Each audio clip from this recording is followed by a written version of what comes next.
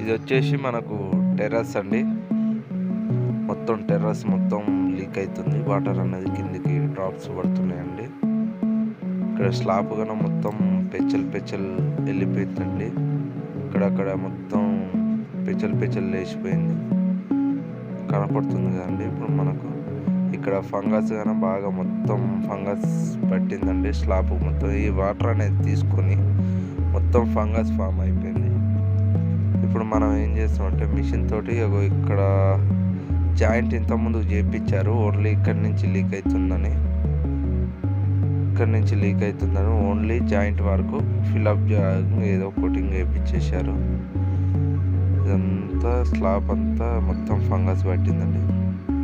ఇప్పుడు మనం దీనికి ఏం చేస్తామంటే మొత్తం ఫస్ట్ ఆఫ్ ఆల్ క్లీన్ చేసుకుంటామండి. క్లీన్ చేసిన తర్వాతకి ఫంగస్ మొత్తం క్లీన్ చేసిన తర్వాతకి క్రాక్స్ అనేది ఎక్కడెక్కడ ఉన్నాయని మొత్తం ఓపెన్ చేసిన తర్వాతకి పియూ సీలెంట్ అని ఉంటుంది మనకు. ఆ పియూ సీలెంట్ ఫిల్అప్ చేస్తామండి.